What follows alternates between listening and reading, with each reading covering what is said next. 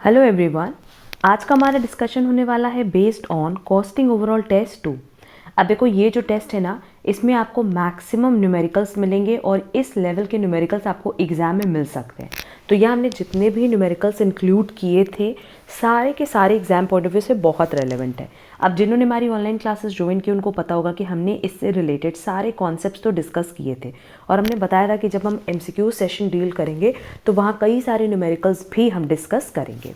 तो आज बेसिकली इस पूरे टेस्ट में, क्योंकि फर्स्ट टेस्ट में आपने देखा कि सारे थ्योरेटिकल क्वेश्चंस थे, थर्ड टेस्ट में भी आप लोग देखोगे कि मैक्सिमम आप लोग को थ्योरी बेस्ड क्वेश्चंस मिलेंगे, बट टेस्ट नंबर 2 में ना मैक्सिमम न्यूमेरिकल क्वेश्चंस हैं। तो नो डाउट इस टेस्ट को सॉल्व कराने में टाइम लगेगा, बट हर एक क्वेश्चन की आप लोग अच्छे से प्रैक्टिस कर लेना। हर एक क्वेश्चन को हम डिटेल डिस्कस करा लेंगे और कुछ क्वेश्चंस ऐसे थे जो एग्जाम पॉइंट ऑफ व्यू से इररिलेवेंट है, तो वो हम कट करवा देंगे। ठीक है, देखो हमारे पास सबसे पहला क्वेश्चन है, विच of these is not an objective of cost accounting.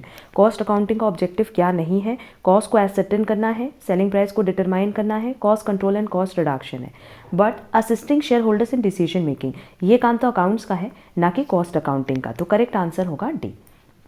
Next, अब profit centre is a centre. अब देखो प्रॉफिट सेंटर के बारे में भी हमने बताया है कि बेसिकली इनका काम क्या होता है, मतलब प्रॉफिट सेंटर का बेसिकली काम क्या होता है, प्रॉफिट को कैसे जनरेट करें और कैसे ज़्यादा से ज़्यादा बढ़ाएं, दैट इज़ मैक्सिमाइज करें। Where the manager has a responsibility of generating and maximising profits which is concern with earning an adequate return on investment, both of the above which manages cost. अब अगर हम लोग profit centre की बात करें तो basically इसमें हमारा फोकस यही होता है कि हम अपने प्रॉफिट को कैसे जनरेट करें और कैसे बढ़ाएं। तो करेक्ट आंसर होगा A. Next is responsibility centre can be categorised into, इसका बेसिकली 3 कैटेगराइजेशन है, cost centre, profit centre and investment centre. That is correct answer होगा डी।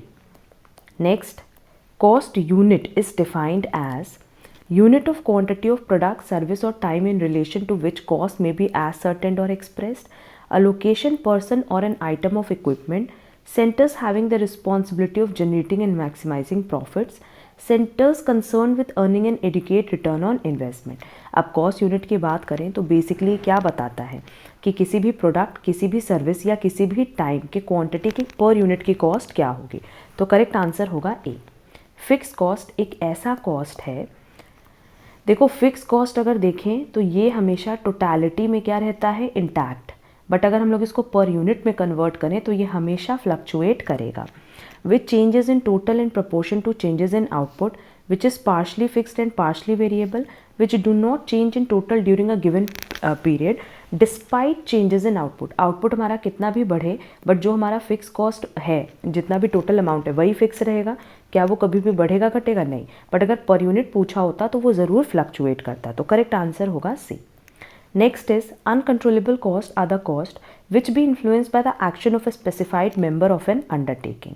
देखो अनकंट्रोलेबल कॉस्ट ऐसी कॉस्ट है जो कि आपके कंट्रोल में नहीं है, तो आप कुछ भी कर लो, मतलब मेंबर्स कुछ भी कर लें, वो कभी भी उसको इन्फ्लुएंस नहीं कर सकते। तो करेक्ट आंसर होगा can not. Next, elements of cost of a product are.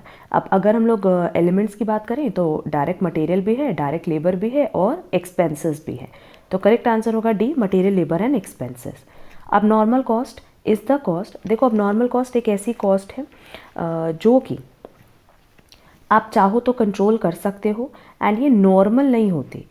ठीक है, अब नॉर्मल है, जैसे अगर मान लो एक एग्जांपल हम दे रहे हैं कि ऑर्गेनाइजेशन में मशीन ख़राब हुई एंड उस पॉइंट ऑफ टाइम पे जो लेबर्स हैं वो खाली बैठे हैं, तो ये क्या है, अब नॉर्मल आप चाहते तो आप अपनी मशीन का प्रॉपर टाइम पे सर्विसिंग करा सकते थे जिससे मशीन ख़राब ही नहीं होती, एंड अगर मशीन ख़राब नहीं होती तो लेबर्स को खाली नहीं बैठना पड़ता। Cost normally incurred at a given level of output, cost not normally incurred at a given level of output. तो करेक्ट आंसर होगा B. Next, conversion cost includes cost of converting dash into dash. अब देखो अगर हम लोग conversion cost की बात करें तो ये रॉ मटेरियल को कन्वर्ट करता है into finish goods, and conversion cost क्या इंक्लूड करता है, only direct labour and direct expenses. क्या इसमें डायरेक्ट मटेरियल इंक्लूड होता है? नहीं।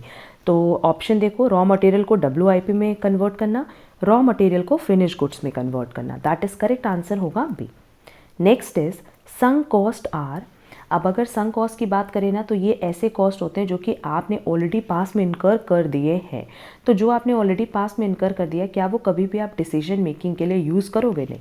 आप अगर डिसीजन ले रहे हो कि ये प्रोडक्ट बनाना है कि नहीं बनाना है, तो उसके लिए संक कॉस्ट को, क्योंकि वो तो आपके पॉकेट से ऑलरेडी खर्चा हो चुका है ना, तो आप उसको कंसिडर नहीं करते। Relevant for decision making, not relevant for decision making, that is correct answer होगा B. Next, describe the method of costing to be applied in case of nursing home, operating cost, process cost, contract cost और job costing। Nursing home की बात कर रहा है तो इसमें हम लोग किस तरह की कॉस्टिंग यूज़ करते हैं? Operating costing. Describe the cost unit applicable to the bicycle industry. Generally हम लोग कैसे कैलकुलेशन करते हैं? Per bicycle. Clear? Per part of bicycle, per bicycle, that is correct answer होगा B. Next, calculate the prime cost from the following information. No doubt अगर हम लोग prime cost की बात करें तो हमें पता है कि इसमें हम लोग डायरेक्ट मटेरियल, डायरेक्ट लेबर और डायरेक्ट एक्सपेंसेस को ऐड करते हैं तो मेरे पास प्राइम कॉस्ट आ जाता है। हमने वैसे तो कॉस्ट शीट पे बहुत डिटेल क्लास अपलोड की हुई है, इनफैक्ट हमने चैनल पे भी अपलोड की है, और जिन्होंने हमारे ऑनलाइन क्लासेस ज्वाइन की है उनके लिए भी हमने इसको बहुत डिटेल में डिस्कस किया है। तो वहाँ हमने ये पॉइंट बताया था कि प्राइम कॉस्ट क्या होता है, ठीक है। बट एक बात याद रखना कि ये जो डायरेक्ट मटेरियल है कौन सा है? कंज्यूम्ड वाला, मतलब opening stock plus direct material purchases minus closing stock. और ये किसका ओपनिंग स्टॉक है? Of raw material. और ये किसका क्लोजिंग स्टॉक है? Of raw material. जब आप इसको कैलकुलेट करते हो तो आता है कि कितना आपने डायरेक्ट मटेरियल कंज्यूम किया, और यही हम यहाँ पे कंसिडर करते हैं प्राइम कॉस्ट में। तो इस क्वेश्चन में मेरे पास डायरेक्ट मटेरियल परचेज्ड भी दिया है और डायरेक्ट मटेरियल कंज्यूम्ड भी दिया है, तो परचेज तो इररिलेवेंट है। हम कंज्यूम्ड को लेंगे, डायरेक्ट लेबर को लेंगे और डायरेक्ट एक्सपेंसेस को लेंगे। मैन्युफैक्चरिंग ओवरहेड भी नहीं लेंगे क्योंकि ये फैक्ट्री ओवरहेड है जो कि प्राइम कॉस्ट के बाद ऐड होता है। तो 90,000 प्लस 60,000 1,50,000 प्लस 20,000 1,70,000, तो करेक्ट आंसर होगा सी।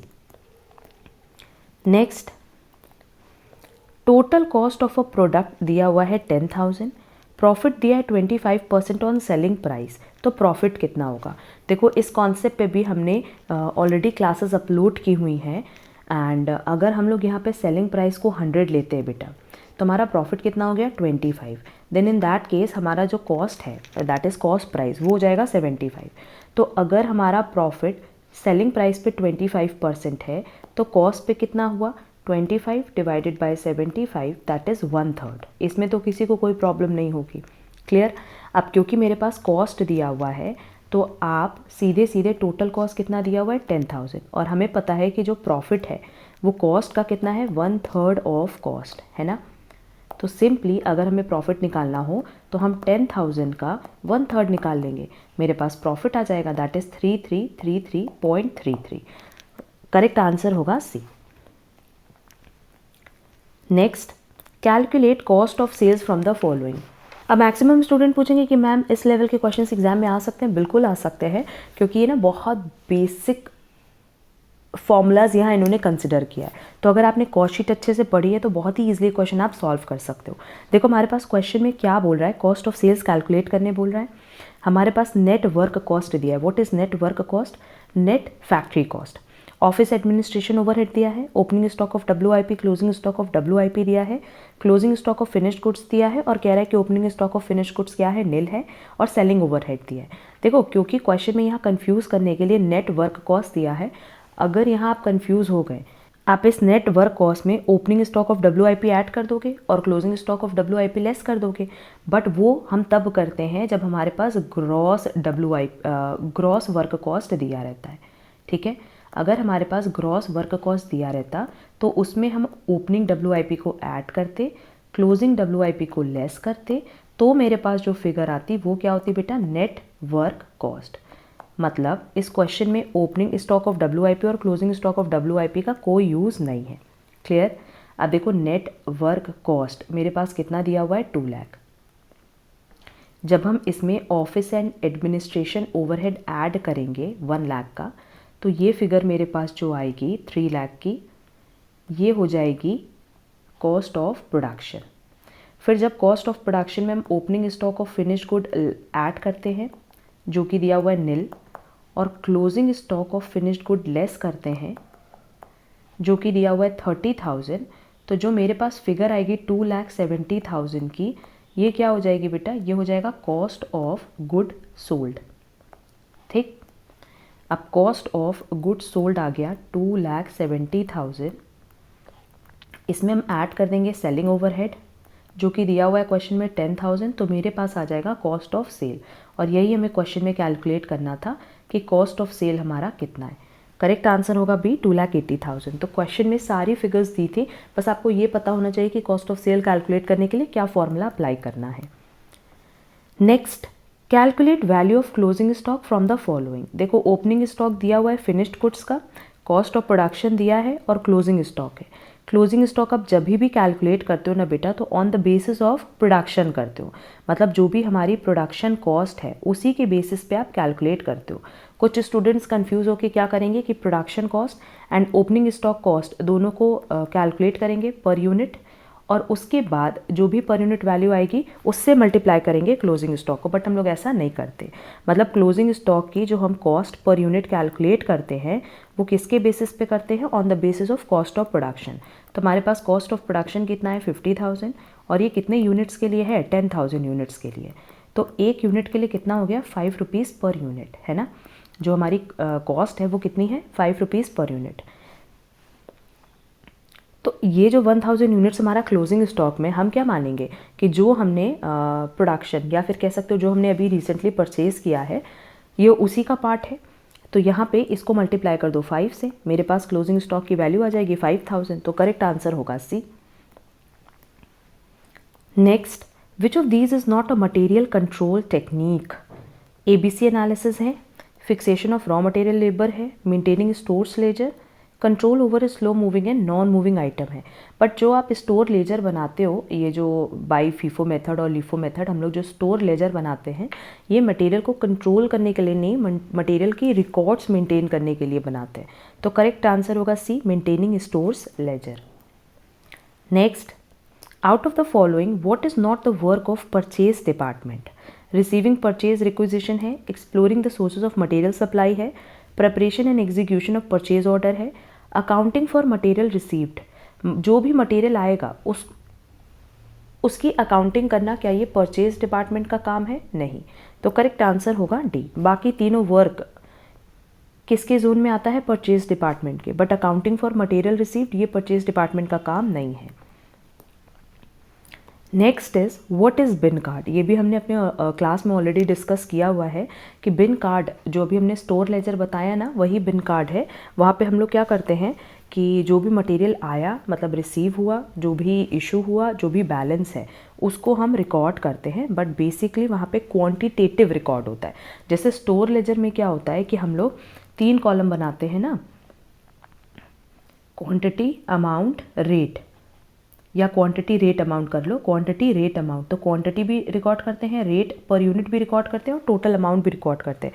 बट बिन कार्ड में ऐसा नहीं करते। बिन कार्ड में क्या करते हैं बेटा, सिर्फ क्वांटिटेटिव रिकॉर्ड जब आप करते हो तो उसको हम कहते हैं बिन कार्ड। क्लियर। और क्वांटिटी के साथ साथ जब आप वैल्यू को भी रिकॉर्ड करते हो तो उसको हम कहते हैं स्टोर लेजर। लिखा है quantitative as well as value wise records of material received, issued and balance, तब तो ये स्टोर लेजर हो गया। And quantitative record of material received, issued and balance, तो ये हो गया हमारा बिन कार्ड। क्लियर। तो करेक्ट आंसर होगा बी। एंड स्टोर लेजर क्या होता है, यहाँ प्रिंट मिस प्रिंटिंग है, ये पूरा होगा quantitative as well as value wise record of material received, issued and balance. तो उसका करेक्ट आंसर होगा A. Next, reorder level is calculated as. देखो रीऑर्डर लेवल का एक फॉर्मूला तो था जो सेफ्टी स्टॉक पे बेस्ड था, basically safety stock that is minimum stock level plus average lead time multiply by average consumption. और अगर ये इंफॉर्मेशन मेरे पास ना हो तो उस केस में maximum consumption multiply by maximum reorder period. That is correct answer होगा ए। दोनों फॉर्मूला हमने अपनी क्लास में बताया हुआ है। Economic order quantity is that quantity at which cost of holding and carrying cost. Cost of holding and carrying cost, मतलब ordering cost and carrying cost की बात करें, स्टोरेज कॉस्ट की, ये हमेशा क्या आनी चाहिए बेटा, कम से कम आनी चाहिए। एंड क्योंकि यहाँ पे ऑर्डरिंग कॉस्ट की बात नहीं किया है, सिर्फ cost of holding and carrying cost की बात किया है, तो बेसिकली ये क्या होता है ना, इक्वल भी आता है। जब भी देखो तो हम लोग क्या कैलकुलेट करते हैं, हम लोग परचेज कॉस्ट लेते हैं, ऑर्डरिंग कॉस्ट लेते हैं एंड स्टोरेज कॉस्ट लेते हैं, तो इसी की बात कर रहा है। क्लियर? तो करेक्ट आंसर होगा B, minimum and equal. Next, ABC analysis is an inventory control technique, जहाँ हम लोग क्या करते हैं ना कि हर एक इन्वेंट्री को कैटेगराइज करते हैं into A, B and C category. ये सबसे इम्पॉर्टेंट इन्वेंट्री मानी जाती है, इसलिए इस पर ज़्यादा चेक रखना होता है। ये मीडियम इम्पॉर्टेंस इसकी होती है, तो इस पर बहुत ज़्यादा चेक रखने की ज़रूरत नहीं है। एंड C केस में ऐसी इन्वेंट्रीज रखते हैं जो कि बहुत नॉमिनल वैल्यू की है, तो उस पर बिल्कुल भी चेक रखने की ज़रूरत आपको नहीं पड़ती। Inventory levels are maintain, inventory is classified into A, B and C category with A being the highest quantity, lowest value. Inventory is classified into A, B, C category with A being the lowest quantity, highest value. देखो कह रहा है कि A ऐसी category होगी जिसमें कम से कम quantity होगी, कम से कम इन्वेंट्री होगी, पर उसकी वैल्यू क्या होगी बेटा, ज़्यादा से ज़्यादा, इसीलिए उस पर ज़्यादा चेक रखना पड़ेगा। तो करेक्ट आंसर होगा C। Which one out of the following is not an inventory valuation method? FIFO है, लीफो है, वेटेड एवरेज है, सिंपल एवरेज है, बट EOQ नहीं है, तो करेक्ट आंसर होगा D। Next, in case of rising prices that is inflation, FIFO method will provide lowest value of closing stock and profit, provide highest value of closing stock and profit। क्योंकि देखो first in first out है, तो जो भी हमारे closing stock में होगा वो कौन सा आइटम होगा, जो हमने लास्ट में परचेज किया है। एंड क्योंकि आप कह रहे हो कि प्राइस इन्फ्लेट हो रही है, मतलब प्राइस राइज हो रही है, तो नो डाउट उसकी वजह से जो हमारा क्लोजिंग स्टॉक है वो बढ़ करके दिख रहा होगा, है ना। तो करेक्ट आंसर होगा B. Next, in case of rising prices that is inflation, LIFO will provide lowest value of closing stock and profit, provide highest value of closing stock and profit, provide highest value of closing stock but lowest value of profit, providing highest value of profit but lowest value of closing stock। देखो अब ये question just FIFO का reverse है, और इसमें क्या होगा कि अगर इन्फ्लेशन है, ठीक है, आपने जो लास्ट में परचेज़ किया है पहले वो इशू कर दिया, तो जो पहले है वो तो इन्फ्लेटेड प्राइस पे नहीं होगा, वो कम प्राइस पे होगा, और वही हमारे क्लोजिंग स्टॉक का पार्ट बनेगा। तो लीफो के केस में हमेशा हमारा क्लोजिंग स्टॉक और प्रॉफिट क्या दिखेगा, लोएस्ट वैल्यू पे। तो करेक्ट आंसर होगा ए। क्वेश्चन नंबर 27 कट कर देंगे। क्वेश्चन नंबर 28 देखो, EOQ कैलकुलेट करना है, और EOQ का फॉर्मूला हमने बताया हुआ है कि अगर हम लोग इकोनॉमिक ऑर्डर क्वांटिटी की बात करें तो इसका फॉर्मूला है √2 multiply by annual consumption multiply by ordering cost divided by carrying cost. Annual consumption है मेरे पास 24,000 का, ऑर्डरिंग कॉस्ट है ₹10 पर ऑर्डर, एंड कैरिंग कॉस्ट कितना है, परचेज प्राइस का 5%, ठीक है, तो ₹5 हो गया। जब आप इसको सॉल्व करोगे तो आपकी वैल्यू आएगी 309.8386 यूनिट्स। एंड हमारे पास ऑप्शन में 309.83 नहीं दिया हुआ है, बट 310 दिया है, तो करेक्ट आंसर होगा ए। बेसिकली अप्रॉक्स ले रहे हैं। अब देखो क्वेश्चन नंबर 29 इंपॉर्टेंट है, लिखा है calculate the value of closing stock from the following according to FIFO method. हमने क्लास में भी जब भी टॉपिक बताया था तो हमने पहले वहाँ पे भी बताया था कि जब हम स्टोर लेजर की बात करें तो वैसे तो स्टोर लेजर एग्ज़ाम में नहीं पूछता है, बट स्टिल हमें कॉन्सेप्ट पता होना चाहिए कि कैसे हम FIFO मेथड में, LIFO मेथड में, वेटेड एवरेज मेथड में कैलकुलेशन करते हैं। तो इस क्वेश्चन के लिए हमें स्टोर लेजर बनाना पड़ेगा।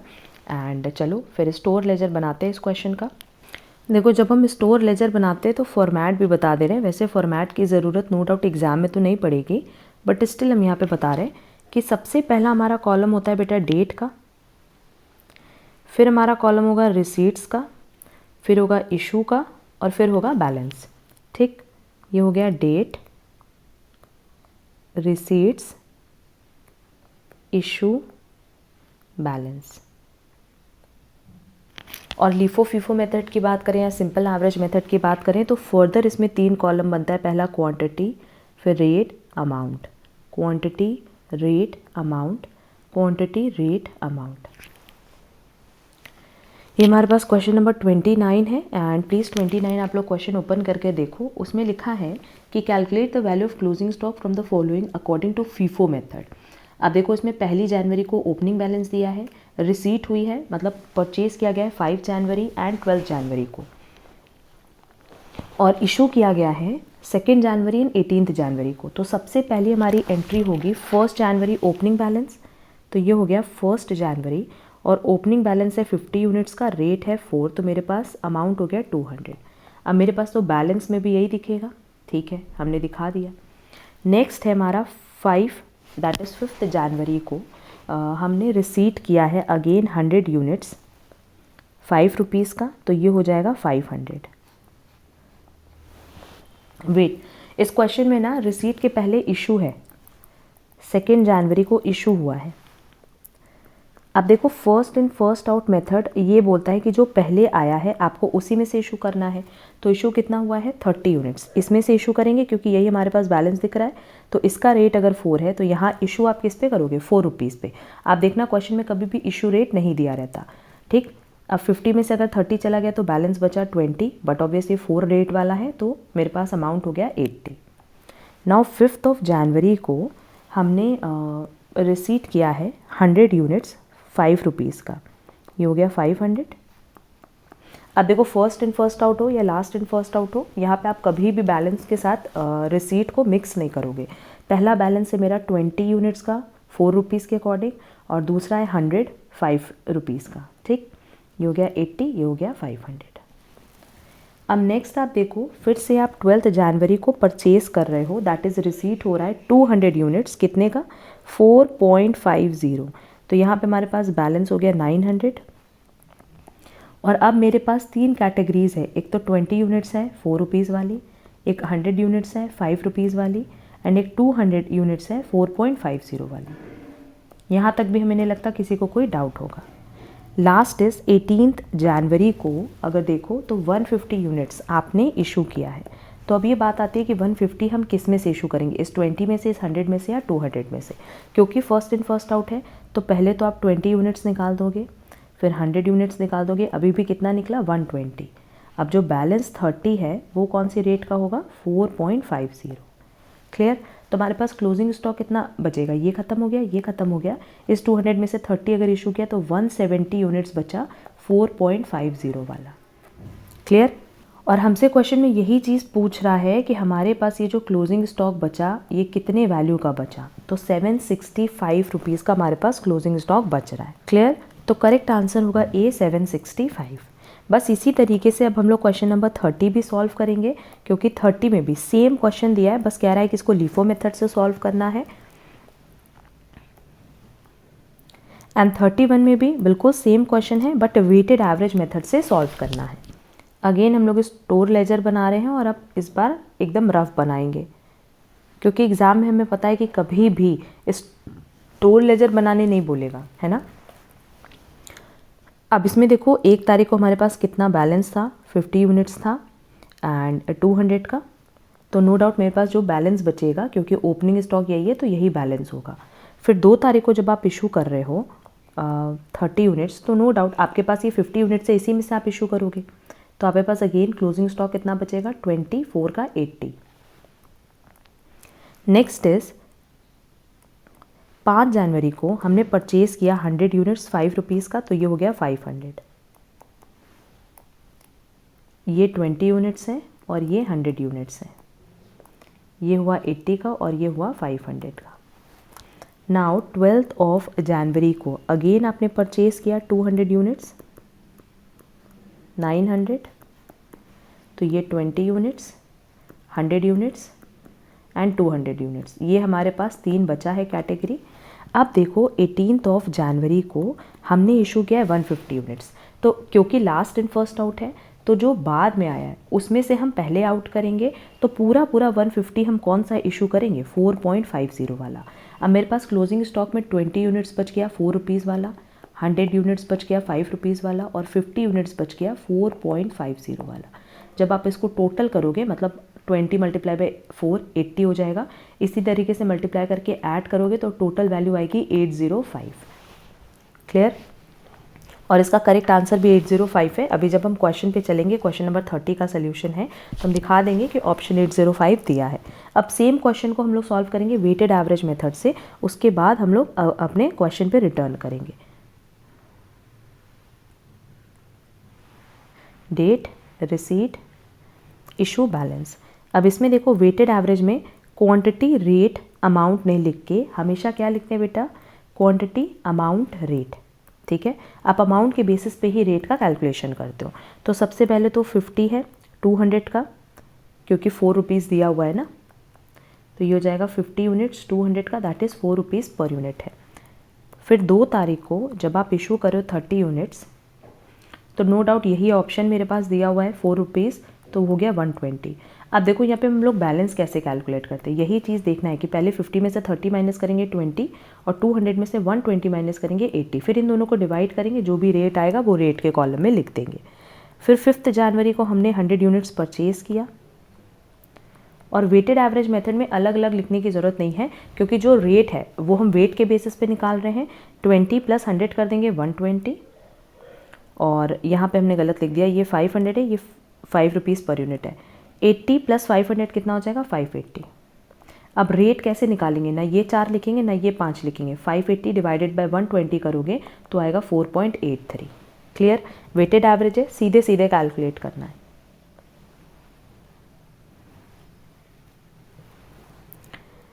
नेक्स्ट 12 जनवरी को अगेन हमने परचेज़ किया है 200 यूनिट्स 4.50 का 900 रुपीज़, तो 120 + 200 कितना हो गया 320, और अमाउंट को भी टोटल कर लेना, 900 + 580 1480। फिर 1480 डिवाइडेड बाय 320 करोगे तो रेट पर यूनिट आ जाएगा 4.625। एंड लास्ट 18th को जब हमने इशू किया तो कितना इशू किया 150 यूनिट्स, तो ये 150 यूनिट्स आप किस रेट पे करोगे 4.625 पे, दैट इज 693.75 आएगा। फिर 320 में से 150 माइनस कर दो 170 बचेगा, और 1480 में से 693.75 माइनस करो तो 786.25 बचेगा। और क्लोजिंग स्टॉक की वैल्यू हमसे पूछा था, क्लोजिंग स्टॉक की value as per weighted average method इतनी होगी। क्लियर, तो देखो क्वेश्चन नंबर 30 लीफो मेथड से पूछा था, और 30 का करेक्ट आंसर मेरा आया था 805, और 31 भी हमने पूरा सॉल्व किया है as per weighted average method, तो इसका अप्रॉक्स आंसर आ रहा है 786। Next, cost of abnormal vestiges. हमने पहले भी बताया कि अगर हम लोग अबनॉर्मल वेस्टेज की बात करें तो इसको हम कभी भी कॉस्ट पर यूनिट का पार्ट नहीं बनाते हैं, बल्कि हम क्या करते हैं, इसको कॉस्टिंग पीएल का पार्ट बनाते हैं। तो करेक्ट आंसर होगा B, charge to PL account, that is costing PL account. Next, calculate reorder level from the following. देखो हमारे पास सेफ्टी स्टॉक दिया है, कंजम्पशन पर वीक दिया है, it takes 12 weeks to reach material from the date of ordering. अब अगर हम लोग रीऑर्डर लेवल की बात करें तो इसका फॉर्मूला क्या है, safety stock plus average consumption multiply by average lead time. अब सेफ्टी स्टॉक है मेरे पास 1000 प्लस एवरेज कंजम्पशन है 500 एंड एवरेज लीड टाइम है 12, तो ये हो जाएगा वैल्यूएशन जब आप करोगे तो 7000 यूनिट्स इसका करेक्ट आंसर आएगा। करेक्ट आंसर होगा D. Next, from the following information calculate the extra cost of material by following. अब देखो ऐसे केसेस में क्या होता है ना कि सबसे पहले तो आपको ईओक्यू का फॉर्मूला अप्लाई करके ईओक्यू की क्वांटिटी, मतलब that is economic order quantity calculate करनी होती है। और दूसरा हमारे पास एक ऑप्शन दिया रहता है कि हमें ऑफर मिला है और अगर हम अपना ईओक्यू उनके अकॉर्डिंग सेट करें तो हमें कुछ एक्स्ट्रा डिस्काउंट मिलेगा परचेज प्राइस पे।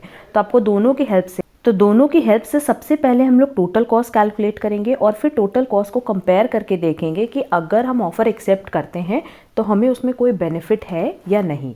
और ये कॉन्सेप्ट्स भी हमने अपनी क्लासेस में ऑलरेडी डिस्कस किया हुआ है।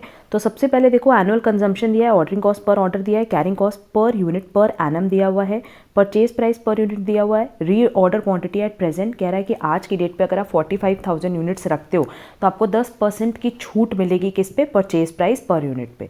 तो सबसे पहले तो हम लोग अपना ईओक्यू कैलकुलेट करके देखेंगे कि एक्चुअल में हमारा कितना ईओक्यू आ रहा है। सीधे सीधे हो जाएगा 2 मल्टीप्लाई बाय 45,000 यूनिट्स, क्योंकि इतना ही एनुअल कंजम्पशन है, multiply by ordering cost divided by carrying cost.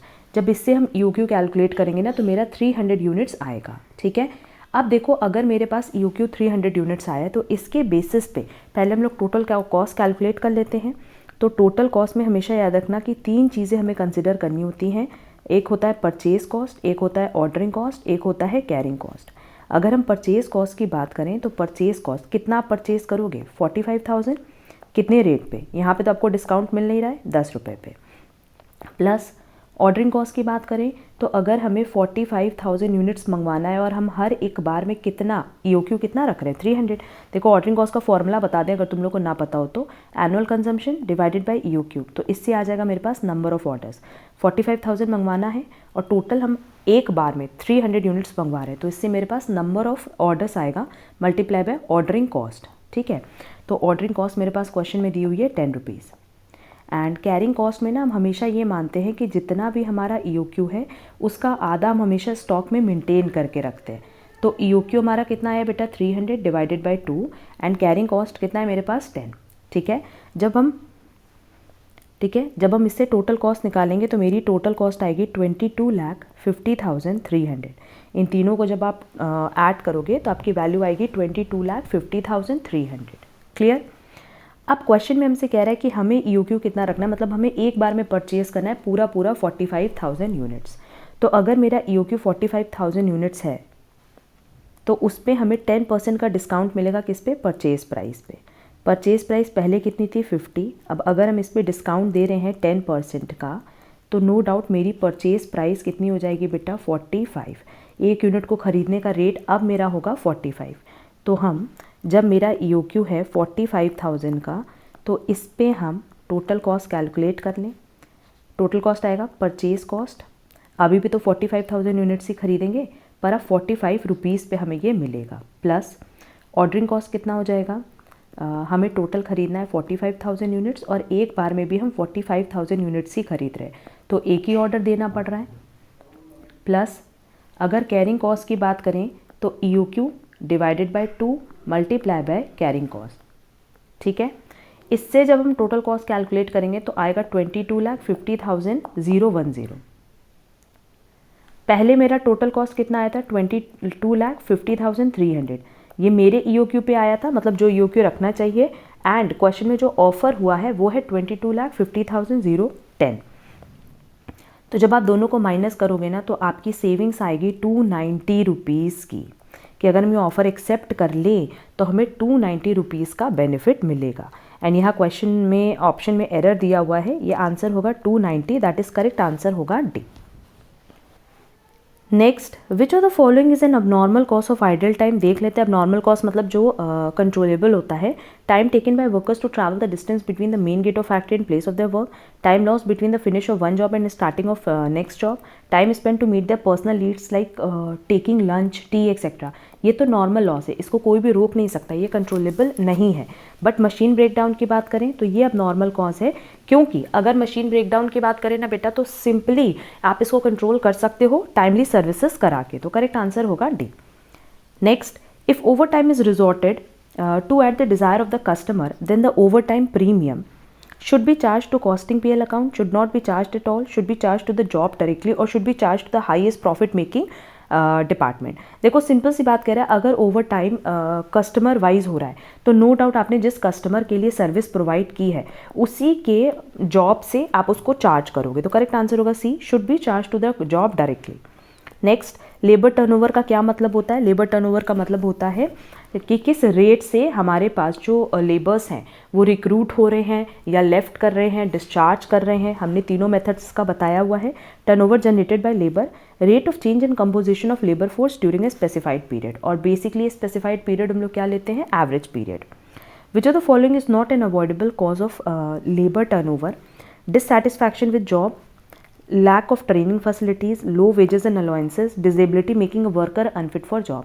कह रहा एन अवॉइडेबल कॉज, जिसको आप अवॉइड कर सकते हो। देखो अगर वो जॉब से डिससेटिस्फाइड है तो आप उनको सेटिस्फाई कर सकते हो, अच्छा पे स्केल दे के, ट्रेनिंग प्रोवाइड कर सकते हो, प्रॉपर वेजेस दे सकते हो, तो ये तो अवॉइडेबल कॉजेज़ हैं। बट डिसेबिलिटी मतलब अगर वो वर्कर, जैसे अगर मान लो आपने उनको अपॉइंट किया एज अ मैनेजर पर उनके पास मैनेजर की कोई क्वालिटी नहीं, एक्सपीरियंस नहीं, क्वालिफिकेशन नहीं है, तो उस केस में तो वो डिसेबल्ड है ना वो पर्टिकुलर वर्क करने के लिए, तो ये अवॉइडेबल कॉज नहीं है, ये अनअवॉइडेबल कॉज है। तो करेक्ट आंसर होगा D. Next, cost associated with the labor turnover can be categorized into preventive cost, replacement cost, both of the above. Next, अब देखो हमारा जो नेक्स्ट क्वेश्चन है ना वो बेसिकली लेबर चैप्टर से रिलेटेड है, और लेबर में हमने पहले बोला था कि लेबर टर्नओवर मेथड्स, जो 3 मेथड्स हमने पढ़ाए भी हैं क्लास में, पहला replacement method, then separation method and flux method, ये तीनों ही एग्जाम पॉइंट ऑफ व्यू से बहुत रेलेवेंट है और इनसे क्वेश्चन एग्जाम में कवर हो सकता है। तो यहाँ ना जिस पैटर्न पे क्वेश्चन आ सकते हैं एग्जाम में वो हमने कवर कर लिए।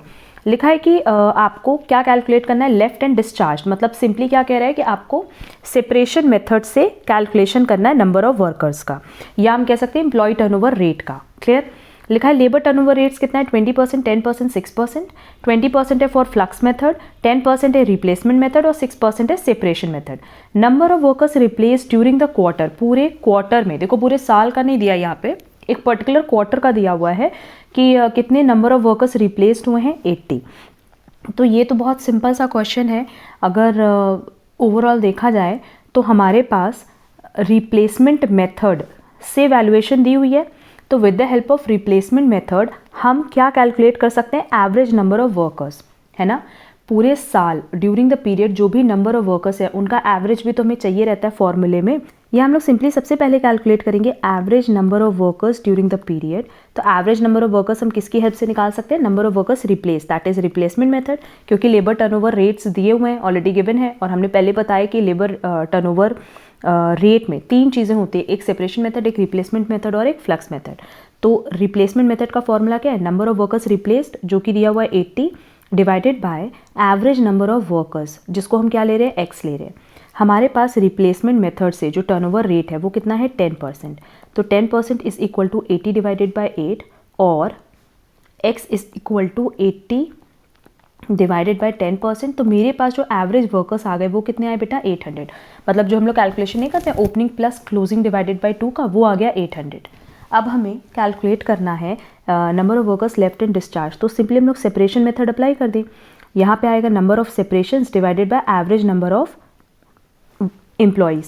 सेपरेशन मेथड से जो हमारे पास टर्नओवर रेट है वो है 6%, सेपरेशन की वैल्यू मेरे पास नहीं दी हुई है, बट एवरेज हमने कैलकुलेट किया 800, और हम यहाँ अगर x कैलकुलेट करें तो 800 मल्टीप्लाई बाय 6%, फर्दर इसको कैलकुलेट करोगे तो आंसर आएगा 48, कि ड्यूरिंग द ईयर जो लेफ्ट और डिस्चार्ज है वो कितने हैं, 48 वर्कर्स।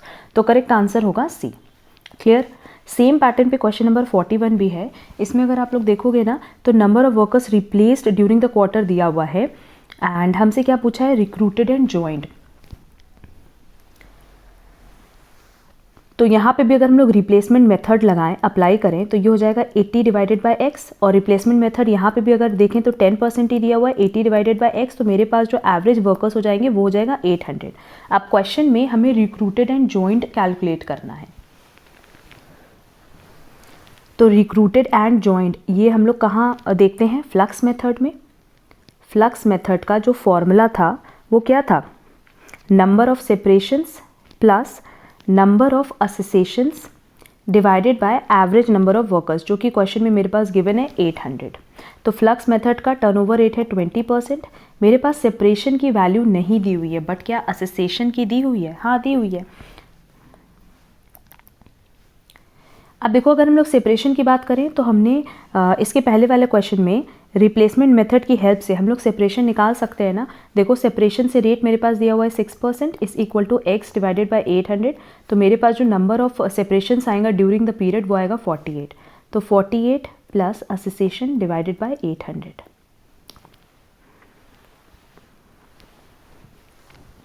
और ये एसोसिएशन किसको डिनोट कर रहा है बेटा, number of workers recruited and joint को। क्लियर। तो ये हो जाएगा 160 is equal to 48 plus association, and further जब आप कैलकुलेट करोगे तो एसोसिएशन की वैल्यू आएगी 112। क्लियर। करेक्ट आंसर होगा ए 112। हमने फ्लक्स मेथड से जो फॉर्मूलाज है वो भी आप लोगों से ऑलरेडी डिस्कस किया हुआ है, होपफुली आप लोगों को याद होगा। ये सेपरेशन है और ये क्या है बेटा, एसोसिएशन। एसोसिएशन का मतलब होता है number of workers recruited and joint. Next question number 42 simple है, कह रहा है calculate the labour turnover rate according to replacement method from the following. अब देखो हमारे पास ये दिया हुआ है कि मंथ के शुरुआत में कितने लोग थे और एंड में कितने लोग थे, तो ये सीधे सीधे एवरेज कैसे कैलकुलेट करोगे, 500 प्लस 600 डिवाइडेड बाई 2, और इसको जब वैल्यू करोगे तो करेक्ट आंसर इसका वैल्यू आएगा 550, दैट इज एवरेज वर्कर्स कितने आ रहे हैं 550। अब क्वेश्चन में लिखा है कि during the month 5 workers left, 20 workers were discharged and 75 workers were recruited. 5 छोड़ के चले गए, 20 डिस्चार्ज कर दिए गए, हटा दिए गए, और 75 नए वर्कर्स को या फिर जिन्होंने छोड़ा उनकी जगह और कुछ नए को हमने अपॉइंट किया. Of these 10 workers were recruited in the vacancies of those leaving and while the rest were engaged for an expansion scheme. ठीक है, तो इन 75 में 10 कौन से हैं, मतलब जिनकी वैकेंसी हुई थी उनकी जगह पे जो हमने अपॉइंटमेंट की है वो है 10, और बाकी 65 है फॉर न्यू एक्सपेंशन स्कीम. तो जब भी हम रिप्लेसमेंट मेथड की बात करेंगे तो हम किसको कंसिडर करेंगे, इन 10 को, वैकेंसीज की जगह जो फिल हुआ है. ठीक, तो रिप्लेसमेंट मेथड का अगेन हम यहाँ फॉर्मूला अप्लाई कर दें. नंबर ऑफ वर्कर्स रिप्लेस्ड कितने होंगे, 10. एवरेज वर्कर्स ऑफ एम्प्लॉय हमने कितना निकाला, 550 मल्टीप्लाई बाय 100. जब आप इसको कैलकुलेट करोगे तो आंसर आएगा 1.82%. नेक्स्ट क्वेश्चन नंबर 43 में आपको सेपरेशन मेथड अप्लाई करना है. सेम क्वेश्चन दिया है जो ऊपर था, बस इसमें देखो सेपरेट कितने हुए हैं. 5 वर्कर्स खुद छोड़ के गए और 20 को डिस्चार्ज कर दिया गया, तो यही है नंबर ऑफ वर्कर्स सेपरेटेड. तो सेपरेशन मेथड में ये हो जाएगा 25 डिवाइडेड बाय 550 मल्टीप्लाई बाय 100. 550 इसी से कैलकुलेट किया है क्योंकि सेम क्वेश्चन रिपीट किया, इसलिए हमने अगेन एवरेज वर्कर्स आप लोगों को कैलकुलेट करके नहीं दिखाया. और जब आप इसका कैलकुलेशन करोगे ना तो वैल्यू आएगी 4.55%. दैट इज करेक्ट आंसर होगा A. Next,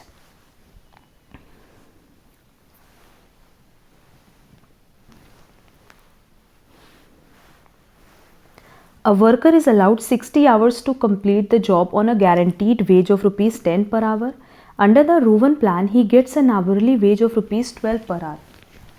For the same saving in time, how much he will get under the Halsey plan? देखो रोवन प्लान का भी हमने फॉर्मूला बताया है एंड हेल्से प्लान का भी फॉर्मूला बताया. अगर रोवन प्लान के बोनस की बात करें, देखो रोवन प्लान का फॉर्मूला है time taken divided by time allowed multiply by time saved multiply by wage rate per our. और अगर हम इसकी जगह हेल्से प्लान की बात करें तो इसको हमने रिप्लेस किया है 50% ऑफ टाइम सेव्ड से multiply by wage rate per hour. Clear? अच्छा, इस क्वेश्चन में देखो कह रहा है कि guaranteed wage 10 rupees per hour है, पर हम रोवन प्लान में कितना पे कर रहे हैं, 12 रुपीज़ पर आवर. तो यहाँ हमें दिख रहा है कि 2 रुपये हर 1 घंटे के लिए आप उनको एक्स्ट्रा पे कर रहे हो. तो अगर हम रोवन प्लान में टोटल वेजेस निकालें तो 60 मल्टीप्लाई बाय 12 होगा, क्योंकि 60 आवर्स का तो आपको मिलना ही मिलना है. ठीक है, कह रहा है कि वर्कर को अलाउ किया गया कितना, 60 hours to complete the job.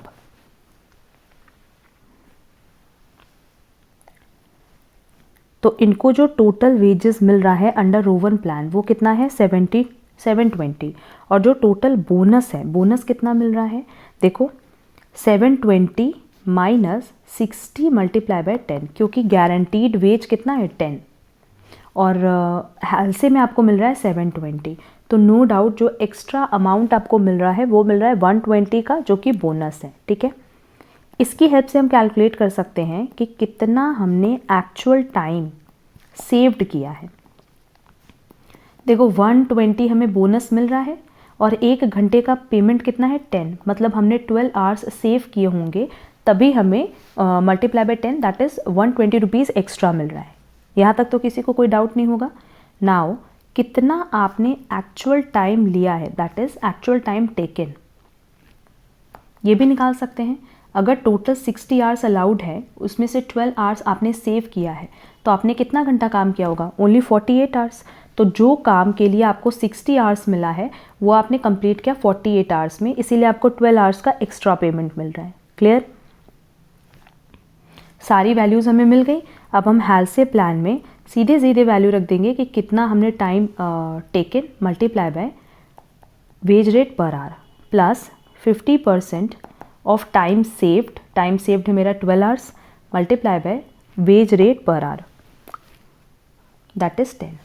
ये हो गया 480 प्लस 60 और फर्दर कैलकुलेट करेंगे तो वैल्यू आएगी 540. दैट इज़ करेक्ट आंसर होगा B. Next, overhead refers to direct और prime cost, all indirect cost, only factory indirect cost, only indirect expenses. अब अगर हम लोग ओवरहेड की बात करें तो ओवरहेड में जितने भी इनडायरेक्ट एक्सपेंस होते हैं, इनडायरेक्ट कॉस्ट होते हैं, सब इंक्लूड होते हैं. Allotment of whole item of cost to a cost centre और कॉस्ट यूनिट, इसको हम कहते हैं cost allocation. Next, which of the following is not a method of cost absorption. Percentage of direct material cost है कि आप direct material cost के basis पे कॉस्ट अब्जॉर्प्शन करा सकते हो, मशीन आर रेट पे करा सकते हो, लेबर आर रेट पे करा सकते हो, बट रिपीटेड डिस्ट्रीब्यूशन मेथड की बेसिस पे आप कभी भी कॉस्ट का अब्जॉर्प्शन नहीं कर सकते। तो करेक्ट आंसर होगा D. Service department cost should be allocated to only service department, only production department, no both. हमने बताया था ना कि पहले आप सर्विस डिपार्टमेंट का कैलकुलेशन कर लेते हो और फिर उसको आप कहाँ एलोकेट करते हो, फर्दर प्रोडक्शन डिपार्टमेंट में। Next, most suitable basis for apportioning insurance of machine would be floor area, value of machine. हम सबसे पहले प्रेफरेंस देते हैं वैल्यू ऑफ मशीन को, तो करेक्ट आंसर होगा बी। ब्लैंकेट ओवरहेड रेट, ये भी हमने बताया हुआ है कि ब्लैंकेट ओवरहेड रेट मतलब होता है कि पूरी की पूरी फैक्ट्री के लिए जब आप एक single overhead absorption rate apply करते हो तो उसको हम कहते हैं blanket overhead rate. One single absorption rate for the whole factory, rate which is blank or nil rate, rate in which multiple overhead rates are calculated for each production department, service department, always a machine hour rate. Correct answer होगा A. Next, AT company makes a single product and is preparing its material usage budget for next year. Each unit of product requires 2 kg of material and 5000 units of product are to be produced next year. कह रहा है कि हमें total कितना units बनाना है, 5000 units of output बनाना है और हर एक यूनिट ऑफ प्रोडक्ट बनाने के लिए मतलब हर एक आउटपुट बनाने के लिए आपको कितने इनपुट की या रॉ मटेरियल की ज़रूरत है, 2 kg of raw material. Then लिखा है opening inventory of material is budgeted to be 800 kg and AT company budgets to increase material inventory at the end of next year by 20%। ठीक है, कह रहा है कि ओपनिंग इन्वेंट्री कितना है बेटा, 800 है और हम ये प्लान कर रहे हैं कि जो हमारी क्लोजिंग इन्वेंट्री है वो ओपनिंग इन्वेंट्री से 20% ज़्यादा होगी, तो 800 मल्टीप्लाई बाय 120% कर दो। ठीक, the material usage budget for next year. अब क्योंकि क्वेश्चन में हमसे सीधे सीधे मटेरियल यूसेज बजट पूछा है और क्वेश्चन में तुम लोग देखो, अगर हम लोग मटेरियल यूसेज बजट की बात करें या मटेरियल यूसेज वेरिएंस की बात करें तो उसके लिए हमें standard quantity, actual quantity, standard price सब चाहिए होता है। बट क्योंकि यहाँ पे मटेरियल यूसेज बजट पूछा है कि कितना आपको रॉ मटेरियल की रिक्वायरमेंट है, सिंपली 5000 यूनिट्स हमें प्रोड्यूस करनी है और हर एक यूनिट को प्रोड्यूस करने के लिए 2 kg ऑफ रॉ मटेरियल की रिक्वायरमेंट है। तो मटेरियल यूसेज बजट कितना हो जाएगा, 10,000 kg। तो करेक्ट आंसर होगा सी, 10,000 kg। अब यहाँ सिंपली हमसे मटेरियल यूसेज पूछा था इसलिए हमने दोनों को मल्टीप्लाई कर दिया। क्लियर? हाँ, अगर कंजम्पशन पूछता तो उस केस में हम लोग ओपनिंग स्टॉक को ऐड करते और क्लोजिंग स्टॉक को लेस करते, तब हमारा आता direct material consumed. Next, during a period 17,500 labour hours were worked at a standard cost of 6.50 per hour. The labor efficiency variance was rupees 7,800 favorable. How many standard hours were produced? हमने ये point discuss किया हुआ है कि अगर हम लोग labour efficiency variance की बात करें तो इसका फॉर्मूला सिंपली क्या है, standard hours minus actual hours worked multiply by standard rate. But मेरे पास लेबर एफिशिएंसी वेरिएंस की वैल्यू दी हुई है 7,800 फेवरेबल, स्टैंडर्ड आवर्स दिया हुआ है 6.50 per hour, actual hours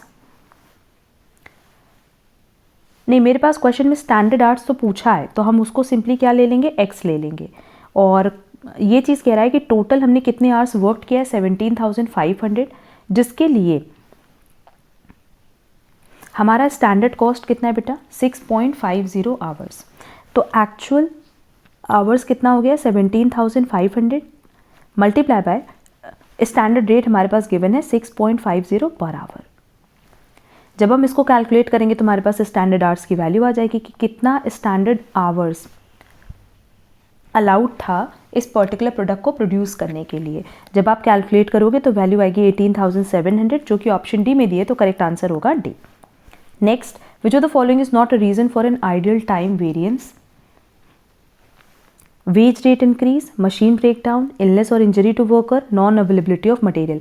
last के 3 देखें तो ऐसे केसेस है जहाँ पे वर्कर्स को ना चाहते हुए भी खाली बैठना पड़ता है। क्यों? क्योंकि अगर मान लो मशीन खराब है तो वो काम नहीं कर सकते, अगर इंजरी है तो वो काम नहीं कर सकते, रॉ मटेरियल की अवेलेबिलिटी नहीं है तो वो काम नहीं कर सकते। बट अगर वेज रेट इंक्रीज हुआ है तो ये कोई रीज़न नहीं हुआ खाली बैठने का, तो करेक्ट आंसर होगा ए।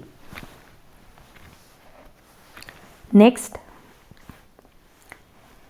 अगेन क्वेश्चन में देखो हमारे पास सारी डिटेल्स दी हुई है और variable overhead expenditure variance calculate करने बोला है। तो सिंपली हम लोग यहाँ पे फॉर्मूला अप्लाई करेंगे वेरिएबल ओवरहेड एक्सपेंडिचर का, और इसका फॉर्मूला है standard rate minus actual rate multiply by actual hours. अब देखो यहाँ पे ये एडवर्स वैल्यू दी है तो -600 लिखेंगे, और क्वेश्चन में मेरे पास स्टैंडर्ड रेट नहीं दिया है, वही कैलकुलेट करने बोला है, standard cost per labour our. क्या एक्चुअल रेट दिया हुआ है? नहीं, एक्चुअल रेट भी नहीं दिया हुआ है, बट ये कह रहा है कि जो काम हुआ है उसके लिए टोटल कॉस्ट कितनी है 4800, और एक्चुअल आवर्स कितना वर्क किया गया है 300 आवर्स। तो जब हम इसे कैलकुलेट करेंगे ना तो मेरे पास 1 घंटे का रेट आएगा 16 मल्टीप्लाई बाय एक्चुअल आवर्स कितने 300। अब देखो अगर एग्जाम में कैलकुलेटर अलाउड नहीं है ना तो सिंपली कैसे सॉल्व करना, ये मल्टीप्लाई बाय इधर है तो यहाँ ले आना और इसको डिवाइड कर देना, तो ये सिंपली हो जाएगा -600 divided by 300 is equal to standard rate -16, ये हो गया 2, तो -2 plus 16 is equal to standard rate, और स्टैंडर्ड रेट कैलकुलेट करने पे और standard cost per labour hour calculate करने पे आएगा A14। Next, which of the following would explain an adverse variable production overhead efficiency variance? Employees were of a lower skill level than specified in the standard. Unexpected ideal time resulted from a series of machine breakdown. Poor quality material was difficult to process. अब क्योंकि यहाँ पे हमसे variable overhead की बात कर रहा है तो हम किसको कंसिडर करेंगे? ओनली वेरिएबल पार्ट को। जैसे यहाँ एम्प्लॉयज़ के पॉइंट ऑफ व्यू से बोला है क्योंकि उनकी स्किल कम है तो वो कम स्टैंडर्ड प्रोडक्ट बनाएंगे। एम्प्लॉयज़ लेबर क्या होते हैं? वेरिएबल होते हैं। और वैसे ही अगर हम लोग मटेरियल की बात करें तो ये भी क्या है? Variable. Clear? But machine breakdown क्योंकि ये फिक्स्ड आइटम की बात कर रहा है तो यहाँ हम सेकेंड पॉइंट को कंसिडर नहीं करेंगे, सिर्फ फर्स्ट एंड थर्ड पॉइंट को कंसिडर करेंगे। तो करेक्ट आंसर होगा D. Next, budgeted sales of X for March are 18,000 units. At the end of the production process for X, 10% of the production units are scrapped as defective. Opening inventories of X for March are budgeted to be 15,000 units and closing inventories will be 11,400 units. All inventories of finished goods must have successfully passed the quality check control. The production budget for X for March in unit is।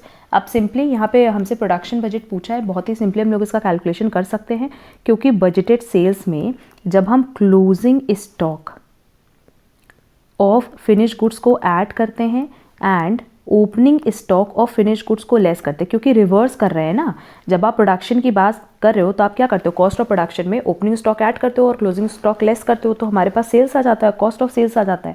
यहाँ हम just reverse करें तो budgeted sales मेरे पास है 18,000 units, closing stock है 11,400 and opening stock है मेरे पास 15,000।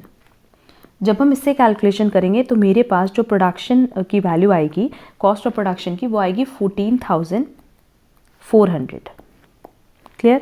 But देखो क्वेश्चन में क्या कह रहा है? कह रहा है कि 10% of the production units are scrapped as defective. मतलब ये जो हमने कैलकुलेशन किया होगा ये सिर्फ 90% होगा और हमें तो टोटल प्रोडक्शन चाहिए होता है ना। तो अगर ये 90% है तो 100% कितना? जब आप सिंपली ये करना 14,400 डिवाइडेड बाय 90 मल्टीप्लाई बाय 100 तो वैल्यू आएगी 16,000 की। टोटल 16,000 रहा होगा प्रोडक्शन यूनिट्स या प्रोडक्शन बजट, जिसमें से 10% हमारा स्क्रैप हुआ तो यूज़ में कितना आया? 14,400। क्लियर? तो as per given option correct answer होगा D 16,000। Next, CG company manufactures a single product T. Budgeted production output of product T during June is 200 units. Each unit of product T requires 6 labor hours for completion and CG company anticipates 20% ideal time. Labor is paid at a rate of rupees 7 per hour and the direct labor cost budget for March is। अब देखो यहाँ पे कह रहा है कि ideal time कितना है? 20%। तो अगर हम कहें कि हम 100 आवर्स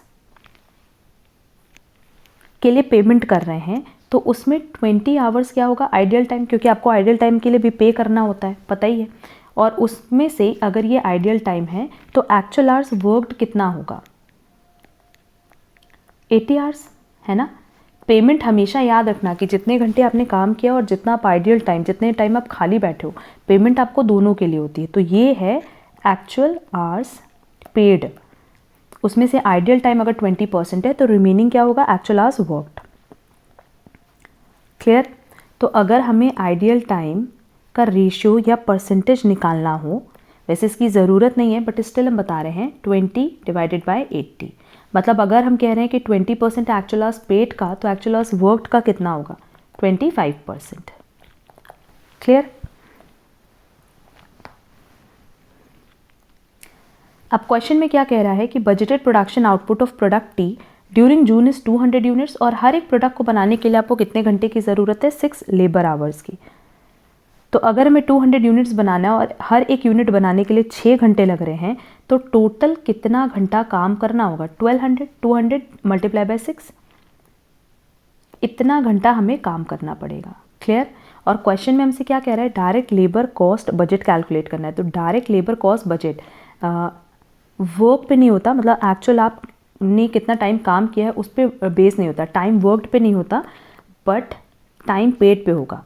मतलब सिंपली आपको कितने घंटे के लिए पेमेंट मिली। अब ये जो 1200 आवर्स है ये क्या है? ये तो 80% ही है, और हमें कितना चाहिए? 100%, है ना। हमने अभी बताया ना कि 100 में से 20% क्या है? आइडल टाइम है, और 80% क्या है? Actual hours worked. तो ये अगर एक्चुअल आवर्स वर्कड है तो हमारे पास एक्चुअल आवर्स पेड कितना होगा?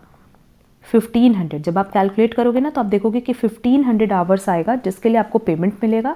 उसमें से आपने 1200 घंटे काम करके काम कंप्लीट किया और 300 घंटे आप खाली बैठे होगे। क्लियर? और आपको जो पेमेंट मिल रही है 1 घंटे की वो कितनी मिल रही है? 7। तो जब आप इसको कैलकुलेट करोगे तो वैल्यू आएगी 10,500 की। टोटल आपको पेमेंट होगा 10,500 का। Next, a local authority is preparing cash budget for its refuse disposal department. Which of the following items would not be included in the cash budget? Capital cost of a new collection vehicle, क्योंकि ये आपने payment की होगी तभी तो आपको vehicle मिला है।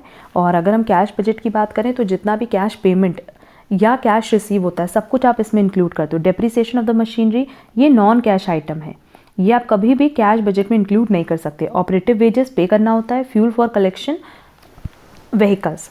तो पहला सी ऑप्शन, डी ऑप्शन सब में आपका कैश का मूवमेंट हो रहा है। बट अगर हम लोग डेप्रिसिएशन की बात करें तो डेप्रिसिएशन एक नॉन कैश आइटम है, तो करेक्ट आंसर होगा बी, कि जिसको हम कैश बजट में इंक्लूड नहीं करेंगे। क्वेश्चन नंबर 59 एंड 60 कट कर देंगे क्योंकि इस पैटर्न पे एग्जाम में कभी भी क्वेश्चंस नहीं आते, एंड 61 भी कट कर देंगे। Next, A Limited is a manufacturing company that has no production resource limitations for the foreseeable future. The managing director has asked the company managers to coordinate the preparation of their budgets for the next financial year. In what order should the following budgets be prepared? देखो, sales budget दिया है, then cash budget, then production budget, then purchase budget. देखो सबसे पहले बनेगा sales budget, फिर finished goods inventory budget, फिर production budget, फिर purchase budget, then cash budget.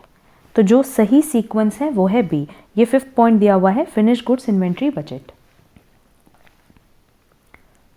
Question number 63 cut कर देंगे, इस पैटर्न पे एग्जाम में क्वेश्चंस नहीं आएंगे। Then next, in process costing a joint product is a product which is later divided into many parts, a product which is produced simultaneously with other products and is of similar value to at least one of the other products. यही होता है, क्योंकि यहाँ पे हम by product की बात नहीं कर रहे, हम किसकी बात कर रहे हैं? जॉइंट प्रोडक्ट की। तो करेक्ट आंसर होगा B. Next, process B had no opening inventory, 13,500 units of raw material were transferred in at ₹4.50 per unit. Additional material दिया हुआ है, लेबर एंड ओवरहेड दिया हुआ है, बट लेबर एंड ओवरहेड के लिए देखो लिखा है कि 6.25 पर कंप्लीटेड यूनिट है एंड 2.50 पर इनकम्प्लीटेड यूनिट्स है। If 11,750 completed units were transferred out, what was the closing inventory in process B? देखो अगर हम लोग डायरेक्ट क्लोजिंग इन्वेंट्री कैलकुलेट करें तो 13,500 का अगर हमने रॉ मटेरियल इंट्रोड्यूस्ड किया था एंड 11,750 हमारी कंप्लीटेड यूनिट्स है, तो जो बैलेंस बचा वो क्या हो जाएगा? क्लोजिंग स्टॉक, जो कि कैलकुलेट करके आएगा 1750। एंड सिंपली अगर हम लोग क्लोजिंग स्टॉक की बात करें तो उसको हम किससे मल्टीप्लाई करेंगे? 4.50 ये, क्योंकि ये कंप्लीटेड और इनकम्प्लीटेड दोनों के लिए है, प्लस 1.25 ये भी कंप्लीटेड इनकम्प्लीटेड के लिए है, और बाकी लेबर एंड ओवरहेड में कंप्लीटेड इनकम्प्लीटेड का अलग बाइफर्केशन है, तो किससे ऐड करेंगे? प्लस 2.50। फर्दर जब आप इसको कैलकुलेट करोगे तो वैल्यू आएगी 14,437.50, जो कि ऑप्शन सी में दिया है। Next, a process costing system for J company used N input of इतना मटेरियल इतना पर केजी पे, लेबर आवर्स दिया हुआ है, नॉर्मल लॉस दिया हुआ है और ये भी दिया हुआ है कि नॉर्मल लॉस आप कितने पे सेल कर सकते हो। आउटपुट भी दिया है, what is the value of the output, output की वैल्यू कैलकुलेट करनी है। हमने ऑलरेडी अपने सेशंस में डिस्कस किया हुआ है कि इसके लिए हम लोग को क्या बनाना पड़ेगा, प्रोसेस अकाउंट बनाना पड़ेगा। और जब हम प्रोसेस अकाउंट बनाते हैं ना तो सिंपली हम लोग 3 कॉलम उसमें रखते हैं। जनरली हम बताएं तो एक हम लोग रखते हैं यूनिट्स का, एक रखते हैं रेट पर यूनिट का और एक रखते हैं टोटल अमाउंट का। तो अगर हम लोग मटेरियल इंट्रोड्यूस्ड की बात करें तो 3500 kg है 20 रुपीज़ पे, दैट इज़ वैल्यू आएगी 70,000। लेबर्स की बात करें तो 2750 मल्टीप्लाई बाय 25 करोगे तो 68,750 आएगा, क्योंकि यहाँ पे जब भी हम प्रोसेस की बात करते हैं तो हम सिर्फ क्या डालते हैं, इनपुट आउटपुट डालते हैं। लेबर आवर्स तो यहाँ डालेंगे नहीं। बाई नॉर्मल लॉस जो कि 20% है किसका, हमेशा इनपुट का ही होगा 20%, तो 700 और हर एक यूनिट को आप बेच सकते हो 5 पे, तो ये हो जाएगा 3500। आउटपुट भी हमारे पास ऑलरेडी गिवन है, मतलब कितना आप ट्रांसफ़र कर रहे हो नेक्स्ट प्रोसेस में या कितना आप मार्केट में सेल कर रहे हो 2950, पर इसका मेरे पास पर यूनिट अमाउंट नहीं दिया है, वो हमें कैलकुलेट करना है। अच्छा, बोथ साइड इक्वल होना चाहिए, तो जब आप कैलकुलेट करोगे ना तो इधर आएगा 3650, तो इधर भी 3650 आना चाहिए, मतलब 150 लेस है, तो ये हो जाएगा अब नॉर्मल गेन। और क्योंकि हमसे यहाँ पे अब नॉर्मल गेन के लिए नहीं बोला था वैल्यूएशन करने, सिर्फ आउटपुट की वैल्यूएशन करनी है। तो देखो आउटपुट की वैल्यूएशन कॉस्ट पर यूनिट हम कैसे कैलकुलेट करेंगे, क्वेश्चन समझ लो, बहुत ही ईजिली आगे के सारे क्वेश्चंस हो जाएंगे। जो हमारे पास टोटल कॉस्ट है 70,000 प्लस 68,750, इसमें से हम हमेशा क्या करते हैं, नॉर्मल लॉस के अमाउंट को लेस करते हैं।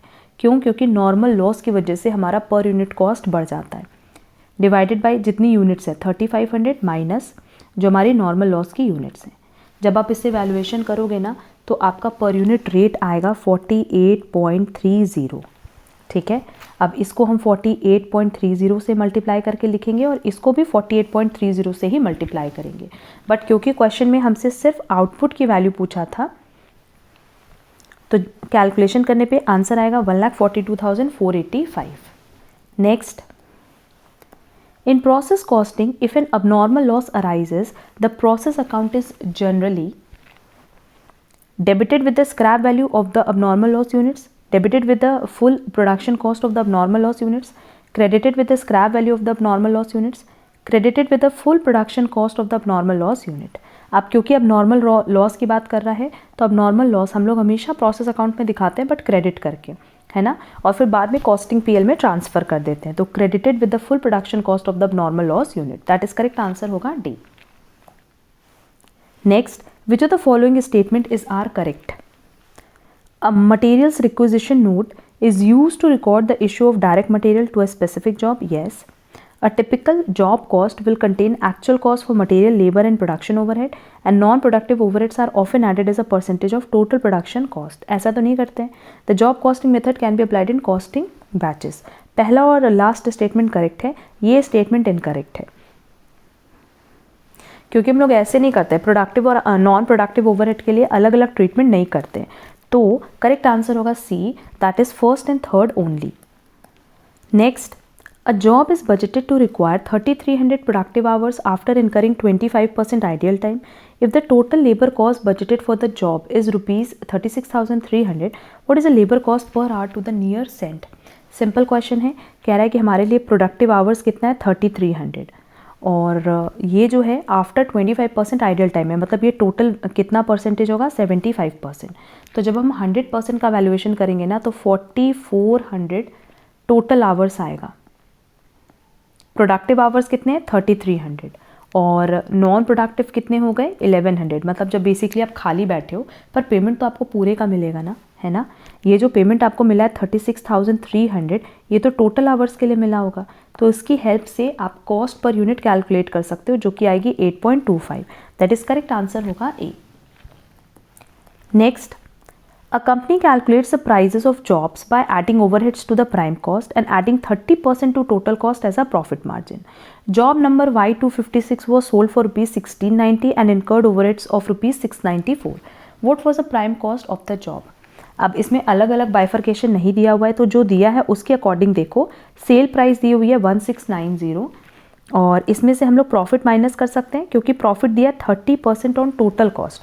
अगर टोटल कॉस्ट पे 30% है, मतलब अगर मान लेते हैं कॉस्ट मेरी 100 है, प्रॉफिट हो गई 30, 130, तो सेलिंग प्राइस पे कितनी होगी 3/13। 1690 का 3/13 जब आप कैलकुलेट करोगे तो वैल्यू आएगी 390। क्लियर?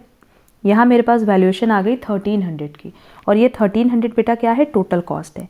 इसमें से मेरे पास जो ओवरहेड की वैल्यू है वो दी हुई है 694। तो जब आप ओवरहेड निकाल दोगे तो मेरे पास जो एक्सपेंस बचेगा, क्योंकि ओवरहेड में आप क्या इंक्लूड करते हो, ओनली इनडायरेक्ट पार्ट, तो आपके पास जो बैलेंस बचेगा 606 का, वो आपका हो जाएगा प्राइम कॉस्ट। क्योंकि प्राइम कॉस्ट में हम क्या इंक्लूड करते हैं बेटा, ओनली डायरेक्ट एक्सपेंसेस, मतलब डायरेक्ट जो आपके खर्चे हैं, like direct material, direct labour, direct expenses. तो करेक्ट आंसर होगा B. Next, state which of the following are the characteristics of service costing. High levels of indirect cost as a proportion of total cost, use of composite cost units, use of equivalent units. Equivalent units नहीं use होता है, बाकी service costing में हमने पहले दोनों point बताए, तो करेक्ट आंसर होगा B. Next, which of the following organisation should not be advise to use service costing.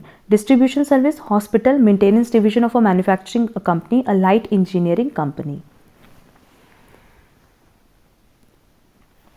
Correct answer होगा D. Next, calculate the most appropriate unit cost for a distribution division of a multinational company using the following information। अब देखो information में miles travelled है, tons carried है, number of drivers, hours work by drivers, tons mile carried, cost incurred. Simple सी चीज़ है। अब क्योंकि यहाँ पे डिस्ट्रीब्यूशन डिविजन से रिलेटेड है, तो हमारा जो वैल्यूएशन होगा वो होगा on the basis of total cost divided by total miles tons carried. और मेरे पास देखोगे ना तो दोनों ही वैल्यूज दी हुई है। कॉस्ट इनकर्ड दिया हुआ है 5,62,800 और टोटल माइल्स कैरीड दिया हुआ है 3,75,200। वैल्यू करोगे तो करेक्ट आंसर आएगा 1.50, दैट इज करेक्ट आंसर होगा B. Next, the following information is available for the W hotel for the latest 30-day period. The room servicing cost per occupied room night last period to the nearest rupees was। अब देखो यहाँ पे अगर हम लोग देखें तो 30 days के लिए आप रूम ऑक्यूपाइड कर रहे हो। नंबर ऑफ रूम्स अवेलेबल पर नाइट, हर नाइट के लिए कितना रूम अवेलेबल है 40। एंड परसेंटेज ऑक्यूपेंसी अचीव्ड, कितनी ऑक्यूपेंसी अचीव्ड करें, only 65%। Clear? Room servicing cost incurred से यहाँ भी फिलहाल मतलब नहीं है, पहले हम ये कैलकुलेशन कर लें कि कितनी सर्विस ऑक्यूपाइड हुई, ये आएगा 780। क्लियर? और क्योंकि हमें पर यूनिट या cost per occupied room night last period calculate करना है, तो हमारे पास टोटल कॉस्ट दी हुई है डिवाइडेड बाय सर्विस ऑक्यूपाइड हमने निकाल लिया 780। वैल्यूएशन करने पे आएगा 5 rupees 5, that is correct answer होगा बी। नेक्स्ट क्वेश्चन नंबर 75 बहुत सिंपल है, ब्रेक इवन पॉइंट पूछा है और क्योंकि यूनिट्स में पूछा है तो सिंपली फॉर्मूला क्या हो जाएगा, fix cost divided by contribution per unit. ये हमने ऑलरेडी अपने क्लास में बहुत डिटेल में डिस्कस किया हुआ है। फिक्स कॉस्ट मेरे पास दिया हुआ है 30,000 एंड कंट्रीब्यूशन पर यूनिट के लिए सिंपली सेल कर रहे हैं 15 पे और वेरिएबल कॉस्ट है 5, तो दोनों को माइनस करेंगे, selling price per unit minus variable cost per unit, तो मेरे पास आ जाएगा कंट्रीब्यूशन। क्लियर? इससे वैल्यूएशन करेंगे तो करेक्ट आंसर आएगा 3000 यूनिट्स का। Next, a company manufactures a single product for which cost and selling price data are as follows। Selling price per unit दिया है, वेरिएबल कॉस्ट पर यूनिट दिया हुआ है, फिक्स कॉस्ट दिया हुआ है। बजटेड सेल्स बता रहा है एक पर्टिकुलर पीरियड का 30,000 units. The margin of safety expressed as a percentage of budgeted sales is. अब देखो अगर हम लोग मार्जिन ऑफ सेफ्टी की बात करें परसेंटेज में, ओवरऑल इसका फॉर्मूला है profit divided bye PV ratio, तो वो फॉर्मूला यहाँ अप्लाई नहीं होगा। यहाँ बेसिकली परसेंटेज बताना है तो फॉर्मूला अप्लाई होगा total sales minus break even sales divided by total sales multiply by 100। Total sales कितनी है 30,000। क्या मेरे पास क्वेश्चन में ब्रेक इवन सेल्स दी है? नहीं, बट क्या हम ब्रेक इवन सेल्स कैलकुलेट कर सकते हैं? हाँ कर सकते हैं, क्योंकि ब्रेक इवन सेल्स की यूनिट्स हम कैसे कैलकुलेट करते हैं, fix cost divided by contribution per unit. Selling price दिया है, वेरिएबल कॉस्ट दिया है, माइनस कर दो 4 रुपीज़ आएगा, तो ये वैल्यू करने पे आएगा 24,500 यूनिट्स। मतलब ब्रेक इवन सेल्स इन यूनिट्स कितना आ गया 24,500 डिवाइडेड बाय टोटल सेल्स कितना है 30,000। और जब हम इसको फर्दर कैलकुलेट करेंगे ना तो वैल्यू आएगी 18.3333%। ऑप्शन में नहीं दिया है, प्लीज़ इसको करेक्ट कर लेना। हम फर्स्ट ऑप्शन को कट कर दे रहे हैं, ये हो जाएगा 18.3333%। यही करेक्ट आंसर है। नेक्स्ट आप देखो, ये जो इन्फॉर्मेशन दी है क्वेश्चन नंबर 77, 78, 79 के लिए दी है। Information concerning A limited's single product is as follows. Selling price दिया है, वेरिएबल प्रोडक्शन कॉस्ट दिया हुआ है, वेरिएबल सेलिंग कॉस्ट दिया हुआ है, फिक्स्ड प्रोडक्शन कॉस्ट दिया है, फिक्स्ड सेलिंग कॉस्ट दिया है and budgeted production and sales दिया हुआ है। क्या हम कंपनी की ब्रेक इवन पॉइंट निकाल सकते हैं? हाँ, अभी तो बताया ना कि fix cost divided by contribution per unit की हेल्प से हम कैलकुलेट कर सकते हैं break even in units. But इस क्वेश्चन में आप फिक्स कॉस्ट कैसे कैलकुलेट करोगे? टोटल प्रोडक्शन यूनिट्स कितनी है 10,000 and total fix production cost कितना है ₹4 प्लस फिक्स सेलिंग कॉस्ट कितना है 0.80। बट अगर देखोगे ना तो सेल्स की यूनिट्स भी इसमें 10,000 दी है। क्लियर? अगर मान लो चेंज होता तब तो यहाँ पे हम लोग जो भी सेलिंग यूनिट्स है वो लिखते और यहाँ पे प्रोडक्शन यूनिट्स लिखते। Whole divided by contribution per unit कैसे निकालोगे? Selling price per unit minus variable cost, और वेरिएबल कॉस्ट 1.20 भी है और 0.40 भी है, तो -1.20 माइनस 0.40। क्लियर? जब आप इसे वैल्यूएशन करोगे तो आपका आंसर आएगा 10,909.0909 और ये आंसर दिया हुआ है ऑप्शन डी में, तो करेक्ट आंसर होगा D. How many units must be sold if company wants to achieve a profit of ₹11,000 for the year? तो डिजायर्ड सेल की बात कर रहा है। डिजायर्ड सेल का फॉर्मूला हमने बताया हुआ है कि fix cost divided bye desired profit divided by contribution per unit. अभी हमने फिक्स कॉस्ट ऊपर कैलकुलेट किया था 48,000 आया था, जब कैलकुलेट करोगे तो 48,000 आएगा, प्लस प्रॉफिट है 11,000 और कंट्रीब्यूशन पर यूनिट भी सेम पैटर्न पे कैलकुलेट होगा तो 4.4 आएगा। अब इसका जब आप फाइनल वैल्यूएशन करोगे तो आंसर आएगा 13,409.0909 और ये ऑप्शन डी में दिया है, तो करेक्ट आंसर होगा डी। क्वेश्चन नंबर 79 की बात करें तो इसमें आपको न्यू ब्रेक इवन पॉइंट निकालना है और क्वेश्चन में मेंशन किया है कि कौन कौन सा कॉस्ट इंक्रीज हो रहा है, तो ये आप लोग सेल्फ प्रैक्टिस करना। इसका करेक्ट आंसर आना चाहिए 11,885 units. Next, a company's break even point is 6,000 units per annum, the selling price is 90 per unit and variable cost is 40 per unit. What are the company's annual fix cost? Simple है, जब break even point दिया हुआ है units में तो ये हो जाएगा 6,000, फिक्स कॉस्ट हमारे पास नहीं दिया हुआ है और कंट्रीब्यूशन पर यूनिट दिया हुआ है 90 minus 40 that is 50। Cross multiply करोगे तो फिक्स कॉस्ट आएगा 3 lakh, that is correct answer होगा सी। अब देखो कुछ क्वेश्चंस ना यहाँ कट करने हैं क्योंकि ये क्वेश्चंस यहाँ पे एफएम के इंक्लूड हो गए हैं, तो क्वेश्चन नंबर 81 कट कर देना। 82 भी बहुत सिंपल है, कह रहा है after inviting tenders for supply of raw materials 2 quotations are received as follows. पहला कोटेशन सप्लायर पी ने दिया, उसने बोला कि सिर्फ वेरिएबल कॉस्ट रखिए 2.20 पर यूनिट की, और सप्लायर क्यू ने कितनी रखी है 2.10 पर यूनिट वेरिएबल कॉस्ट है और प्लस 2,000 उन्होंने फिक्स चार्जेस रखे हैं। The order quantity for which the purchase price per unit will be same, तो दोनों को इक्वल कर दें। अब मान रहे हैं कि हम कितना ऑर्डर क्वांटिटी कितनी क्वांटिटी ऑर्डर कर रहे हैं x multiply by 2.20 plus fix cost कितना है 0 is equal to x multiply by 2.10 plus 2,000। बस इसकी हेल्प से आप x की कैलकुलेशन कर लोगे, आएगा 20,000 units, that is correct answer होगा बी। क्वेश्चन नंबर 83 देखने में बहुत लेंदी है बट बहुत सिंपल है, कह रहे इन case of joint products the main objective of accounting of the cost is to apportion the joint cost incurred up to the split of point. For cost apportionment, one company has chosen physical quantity method. 3 joint products है ABC और ये same process में produced किए जा रहे हैं up to the point of split off. जो total production थी ABC की वो थी 60,000 kg, जिसमें से A का प्रोडक्शन था 30,000 kg एंड जॉइंट कॉस्ट कितना था 3,60,000। Joint cost allocated to product A। अब 60,000 में अगर आधा A का प्रोडक्शन हुआ है तो जॉइंट कॉस्ट में आधा A का ही कॉस्ट होगा, दैट इज करेक्ट आंसर होगा सी 1,80,000।